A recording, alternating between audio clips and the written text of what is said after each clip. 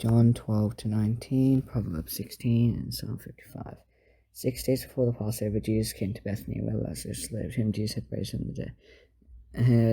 Here dinner was given, and Jesus saw Martha served, while Lazarus was among those reclining at table. Then Mary took a pint of expensive perfume. She poured on Jesus' feet, wiped his feet with her hand. The house was filled with the fragrance of the perfume. While his disciples, Judas Iscariot, was later to betray him, objected. Why wasn't this perfume sold and money given to the poor? It was worth a year's wages. He not saved it because he cared about the poor, but because he was a thief. As keeping the money back, he used to help himself to what was put into it. Leave her alone, Jesus replied. It was intended that she should save this perfume for the day of my burial. You always have the poor among you, but not always have me. Meanwhile, a large crowd of Jews found out that Jesus was there and came, only because of him raised Lazarus, whom he had raised from the dead. The chief priests made plans to kill Lazarus for all, and many of the Jews were going to Jesus and believing in him. Next day, a great crowd that had come for the festival heard that Jesus was on his way to Jerusalem. He took palm branches and went up to meet him, surrounding his arm. As he comes in the name of the Lord, Jesus blessed his king. Jesus found a young donkey and sat on it. Do not be afraid, dwarves. See your king's coming, sit on a donkey's cart. At first the disciples did not understand that. Then after Jesus was glorified, did they realize these things had been written about him, and that these things had been done to him. And the Father was with him when he called Lazarus from the tomb and raised from the dead, continued to spread at the birth. And he people, because they heard that he had performed this sign, went out to meet him. So the Pharisees said to one another, see, this is getting us nowhere. Look how the whole world is gone after him. And there are some Greeks among those who went out to worship at the festival. They came to Philip, who was from Bethsaida in Galilee. The question they said, we would like to see Jesus. Philip went in to tell Andrew, and Andrew and Philip in turn told Jesus. Jesus replied, I have come for the Son of Man to glorify. Actually, I tell you, unless a kind of wheat falls to go and dies, it remains only a single seed. If it dies, it produces many seeds. Anyone who loves their life will lose it. Anyone who hates their life is what will keep it for eternal life. Whoever serves me must follow me, and whoever serves me must follow me, and where I am, my servant also will be. My Father will honor the one who serves me. Now my soul is troubled, and what shall I say? Father, save me from this hour. But no, it was for this very reason I came to this hour. Father, glorify thee. I always came from heaven. I have glorified, I will glorify again. Father was there, the head was there, and heard the thunder. Others said there, an angel spoken to. He said, this was for benefit, not mine. And as the time will judge run this world. Now the princes of the world will be driven out. And I, when I am lifted up from the earth, will draw all people to myself. He had to show the kind of death he was going to die. God spake, we have heard from the Lord that inside of me forever. Like I said, the Son of Man must be lifted up. Who is the Son of Man? And Jesus told them, you are going to have the light just a little while longer. Walk while you have the light before darkness overtakes you. I walks in the darkness and not know where they go. Even while you have the light, so that you may become children of light. And he finished speaking, Jesus left himself from them. Even after Jesus performed so many signs and miracles, they still would not believe him. They still fulfilled the words of Isaiah the prophet. No, who has believed that must obtain his arm of the Lord believe. This reason they cannot believe, because Isaiah says elsewhere, he is blind their eyes and hard in their hearts. They can now see their hearts, eyes not understand with hearts. No one turn, because no one hear their eyes. So I said, because he saw Jesus' glory and spoke about it. And at the same time, even among the believers believed in him. Because the Pharisees did not openly acknowledge their faith from fear they would be put out of synagogue. They loved human praise more than praise from God. And Jesus cried, whoever believes in me does not believe in me, and in the one who sent me. When it looks at me, is seeing the one who sent me. I have come into the world of light, so that no one who believes in me should stay in darkness. If anyone hears my words but doesn't do it, I do not judge that person. I did not come to judge the world, but to save it. There's a judge for the one who rejects me and doesn't accept my words. The very words I have spoken will not condemn no man until the last day. I do not speak of my own, but the Father who sent me commanded me to say all that I have spoken. So I know that his command leads to eternal life. So whatever I say is just what the Father has told me to say. It was just before the Passover festival. Jesus knew that I would come for him to leave this world and go to the Father. Having loved his own who were in the world, he loved them to the end. Even the others and pagans. And the devil had already prompted Jesus, the son of God, to betray Jesus. Jesus knew that the Father had put all things under his power. He had come from God, was returned to God. So he got out from there, took off his outer coat, up the towel around his waist. After he poured water into a basin and began to wash his disciples' feet, down there with the towel that was wrapped around him. And he came to Simon Peter. He said to him, Lord, are you going to wash my feet? Jesus replied, you do not realize now what I am doing, but later you understand. No, said Peter, you shall never wash my feet. And Jesus said, unless I wash you, you have no part with me. But Lord, Simon said, Peter replied, not just my feet, but my hands as well. Head as well. Jesus said, those that have had a bath need only to wash their feet. The whole body is clean, and you are clean, though not everyone is. But he knew he was going to betray him, and that was why he said not everyone was clean. He finished washing their clothes, and feet he put on his clothes, and returned to his place. Do you understand what I have done with you? Yes. He asked them, you call me teacher and Lord, and rightly so. That's what I am. Know that I, your Lord and teacher, wash your feet. Yes, you should wash one another's feet. I said, any example you should do as I have done for you. Today, I tell you, no servant is greater than his master.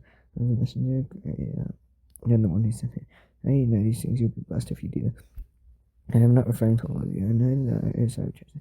Let's still fulfill this passage of scripture. You show my brothers turning against you. I'm telling you now before it happens, so that when it does happen, you will believe that I am who I am. Rachel, I tell you, whoever accepts anyone I send accepts me. Whoever accepts me accepts the one who sent me. After he said this, Jesus was troubled in spirit and testified, And truly I tell you, one of you is going to betray me. The step is still one that the most which then he may.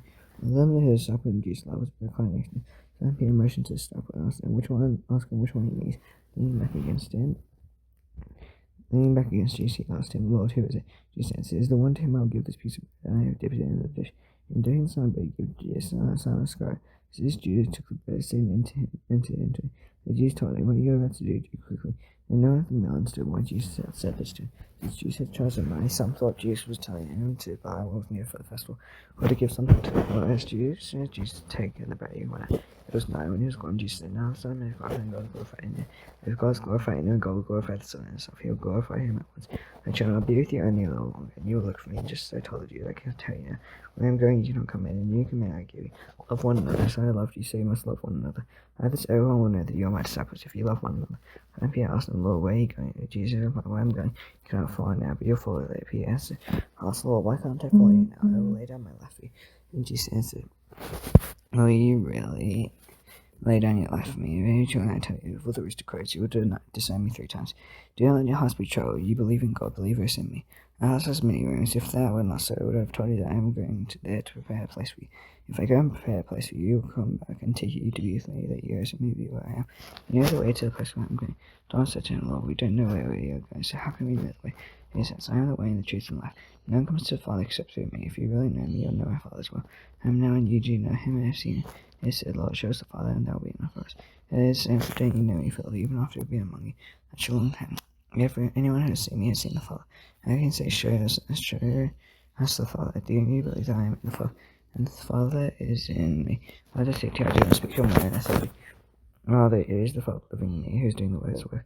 And even when I say that I am in the Father, and the Father is in me, or at least believe on the evidence of the works themselves. And should I tell you, whoever believes in me will do the works that I have been doing. I'll do even greater things than these, because I am going to the Father. I do whatever you ask him in him, and the Father may be glorified in the Son. You ask me for anything in my name, and I'll do it. If you love me, keep my commands, and I'll ask the Father. He will give you another advocate to help you and me with you forever. The Spirit of truth, work in that accept in it, because it now sees him, Lord knows it. You know him, for he lives with you and will be in you. I'll leave you as orphans, I'll come to you. Before long the world will not see me anymore, but you'll see me, because I live, you also will live. On the day you will realize that I am my Father, and you are in me, and I am in you. The first of my command keeps them is the one who loves me. The one who loves me will be loved by my Father. I too will love them and show myself to them. And Jesus, not Jesus, I said, but Lord, why do you intend to show yourself to us and not to the world? Jesus said, anyone who loves me will obey my teaching. My Father loves them. He will come to them and make our home with them. Anyone who does not love me will not obey my teaching. These words you hear are not my own. They belong to the Father. Sent me. All this is spoken of was doing you. And I will get the Holy Spirit, whom the Father will send in my name. I will teach you all things and remind you of everything I said to you. He said, I lay with you. My hands I give. I do not give. And they give to the world. Don't let your hearts be troubled, and do not be afraid. Hear me say, I am going away, and I am coming back to you. If you love me, you would be glad that I am going to the Father, for the Father is greater than I. I have told you now before it happens, so that when it does happen, you will believe. I will not say much more to you, for the prince of this world is coming.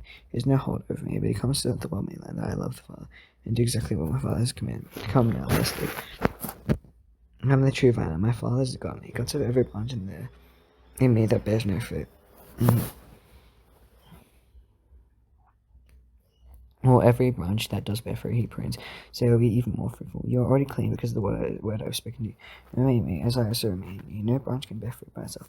You must remain in the vine. How can you bear fruit unless you remain in me? I am the vine, you are the branches. If you remain in me, not in you, you will bear much fruit. Apart from me, you can do nothing. If you do not remain in me, you are like a branch that is thrown away and withers. Such branches are picked up, thrown to the fire, and burned. If you remain in me and my words remain in you, ask whatever you wish, and it will be done for you. This is to my Father's glory, that you may bear much fruit, showing yourselves to be my disciples. As the Father loved me, so have I loved you. Now remain in my love. If you keep my commands, you will remain in my love. Just as I have kept my Father's commands and remain in his love. I have told you this, so that my joy may be in you, and your joy may be complete. My command is this: love each other as I loved you. And love is no one than this, to lay down one's life for one's friends. You are my friends if you do what I command. I know and call you servants. A servant does not know his master's business. Instead, I have called you friends. Everything I have learned from my Father, I have made known to you. You did not choose me. I chose you and appointed you, so you might go and bear fruit that will last. And say that whatever you ask of my name, the Father will give you. That's my command: love each other. If the world hates you, keep in mind that it hated me first. If you belong to the world, I love you as it is you don't belong to the world, but I have chosen you out of the world. And that's why the world hates you. Remember what I told you. A servant is not greater than his master. If they persecute me, they will persecute you also. They obey my teaching, they will obey yours also. They treat you this way because of my name, for they do not know the one who sent me. They have not come and spoken to them, they will not be curious. and they have no excuse for this. Whoever hates me hates my Father as well. I have not done among the works, so works for no one else to. They would not be guilty of sin, as it is they sin, and yet they have hated both me and my Father. This to fulfill what was written in the law. They hated me without reason, and then the advocate comes whom I'll send you from the Father. The Spirit of truth who goes up from the Father, he will testify about me. And you also must testify if you have been with me from the beginning. Once I have told you so that you will not be fall away. They'll put you out of the synagogue. In fact, the time is coming that namely because you will think they are offering service to God. And they will do such things because not knowing the Father of me. I told you this, so that when the time comes, you will remember what I warned about them. And I did not tell you this from the beginning because I was with you. And now I'm going to him who sent me. None of you asked me, where are you going? Rather, you are filled with grace because I said these things. Truly, truly, I tell you, it is for your good that I am going away. Unless I go away, the advocate will not come to you. If I go, I'll send him to you. And he comes, he'll prove to the world to be in the wrong about sin and righteousness. And judgment about sin because people do not believe in me. About righteousness because I'm going to the Father where you can see me no longer. About judgment because the prince of this world now stands condemned. I have much more to say to you, more than you can now bear. And he, the Spirit of truth, comes. He'll guide you into all the truth. He'll speak his own. He'll speak only what he hears. He'll tell you what is yet to come. He will glorify me because it is from me that he will receive what he will make known to you. Well, that belongs to the Father's mind. That's why I said the Spirit will receive from me and what he will make known to you. She went on to say, in a little while you will see me no more. And after a little while you will see me. After this, some of the little wonder, what does he mean by saying, in a little while you'll see me no more? And then after a little while you'll see me. And because I'm going to the Father, they kept asking, what does he mean by a little while? We don't understand what he's saying.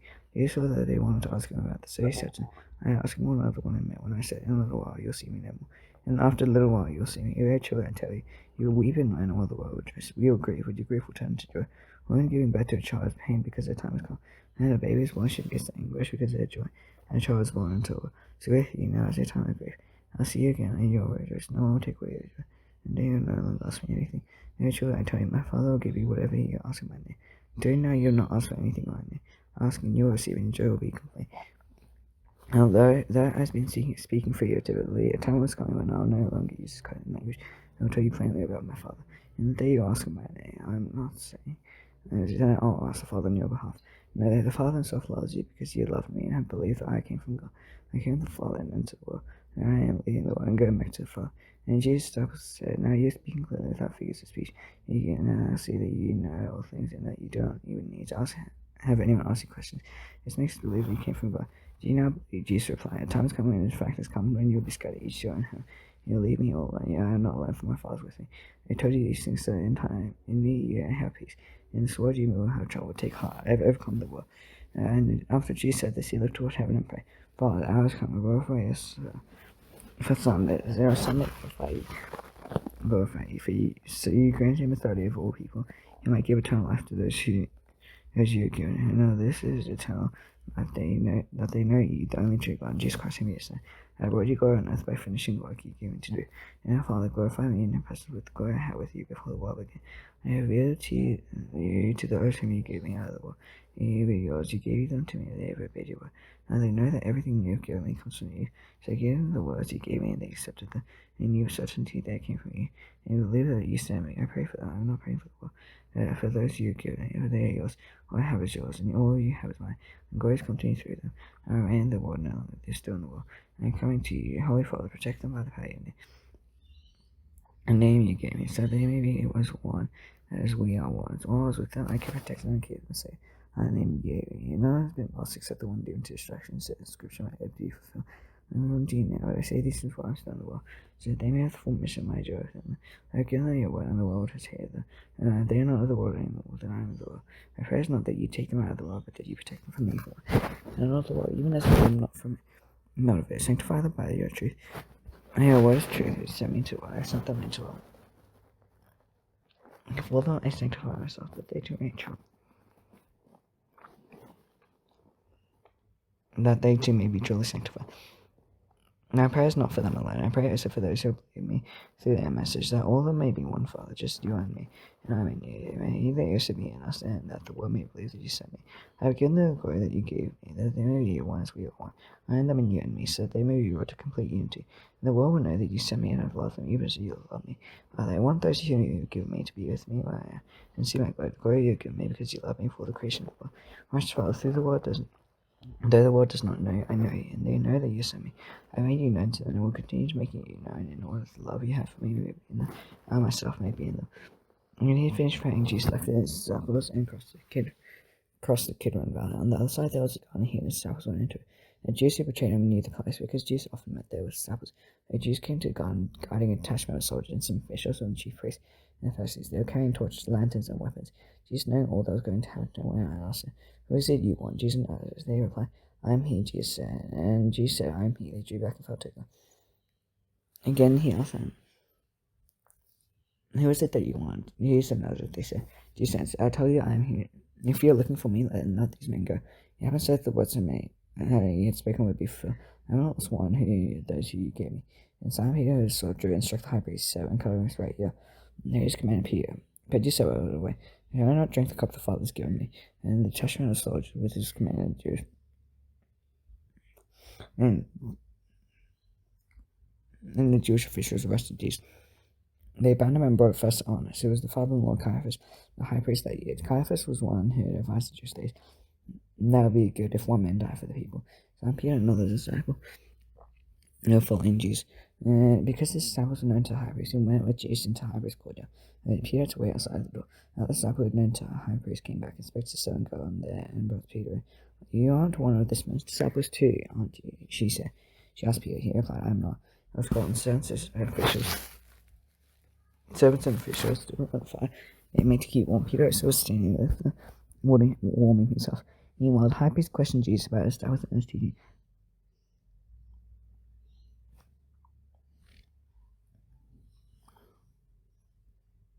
"I have spoken openly to the world," Jesus replied. "And I always taught in synagogues and in the temple. All the Jews come together. I said nothing in secret. Why question me? Ask those who heard me. Surely they know what to say." And Jesus said this. One of the officials nearly slapped him in the face. "Is this the way you answer the high priest?" He demanded. "And if I said something wrong," Jesus replied, "testify as to what is wrong. If I spoke the truth, why did you strike me?" Then Annas sent him bound to Caiaphas, the high priest. And meanwhile, Simon Peter was still standing there warming himself. So he asked him, "You aren't one of his disciples too, are you?" He denied it, saying, "I am not." One of the high priest's servants, a relative of the high man who's here. Peter cut out the challenge and did not see with him in the garden. And again Peter's eye, and the rooster began to crow. And as usually is took Jesus from Caiaphas and took Jesus from Caiaphas to the house of the Roman governor. And it was early morning, and to avoid ceremonial uncleanness, they did not enter the house because they wanted to be able to eat the Passover. So Pilate came out to him and asked, "What charge are you bringing against him?" "If you are not a criminal," they replied, "we will not hand him over to you." Pilate said, "Take me as to my own law. You have no right to execute anyone," they objected. This took place to fulfill what Jesus had spoken about the kind of death he was going to die. Pilate then went back inside the palace.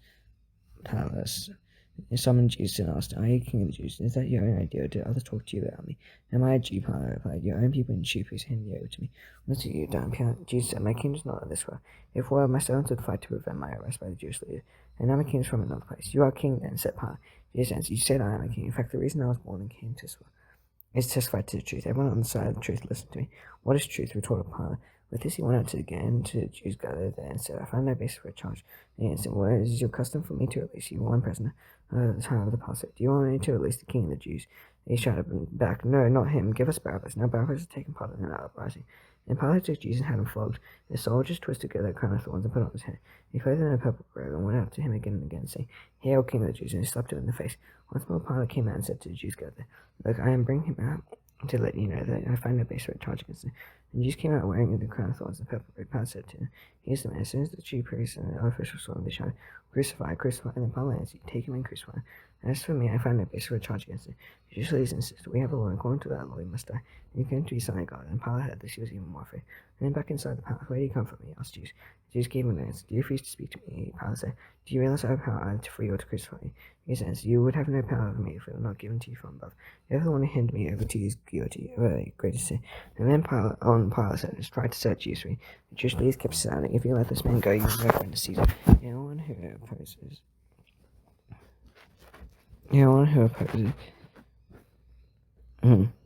Anyone who claims to be a king opposes Caesar. And Pilate heard this, he brought Jesus down and sat down on judge's seat. It was placed there as a stone pavement. And it was the day of the preparation of the Passover. It was almost noon. "Here's your king," Pilate said to the Jews. They shouted, take him away, crucify him." "So crucify the king," Pilate answered. "We have no king but Caesar," the chief priest answered. Then Pilate handed him over to them to be crucified. So the soldiers took charge of Jesus. Carrying his own cross, he went out to the place of the skull. There they crucified him, and with him 2 others, one on each side, and Jesus in the middle. Pilate had a nurse prepared. and fastened to the cross. He read, Jesus of Nazareth, the King of the Jews. And the Jews read the sign, for the place where Jesus was crucified was near the sea. The sign was written in Aramaic, Latin, and Greek. The chief priests of the Jews protested upon John right, the King of the Jews. This man claimed to be King of the Jews. And so I have written. And so he was crucified Jesus. They took his clothes, divided them into 4 shares, one for each of them, with the undergarment remaining. His garment was seamless, torn, woven in one piece from top to bottom.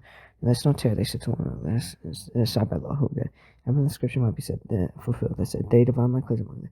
Cast lots for my garment. So this is what the soldiers did. And they crossed Jesus, stirred his mother's sister, Mary, the wife of Clopas, and Mary Magdalene. When Jesus saw his mother, the disciple whom he loved, standing nearby, he said to her, Woman, here's your son, and the disciple, here's your mother. And that time on, the disciple took her into his home. They then knowing that everything had now been finished in there. So the scripture would be fulfilled. Jesus said, I am thirsty. A jar of wine vinegar was there, so they searched the sponge in it. Here's the sponge on the stalk of the hyssop plant, and lifted it to Jesus' lips, and he received the drink. Jesus said, It is finished. With that he bowed his head and gave us spirit. It was day of preparation. The next day was to be a special Sabbath, and the Jewish leaders did not want the bodies left on the crosses during the Sabbath. So as part of the time of the legs breaking, the bodies taken down. So those therefore came and broke the legs, and the first one had been crucified with Jesus, and then there's the other. And he came to Jesus, and he was already dead. They did not break his legs. Instead, one of the soldiers pierced Jesus' side with a spear, bringing some blood and water. And the man who saw it had given testimony.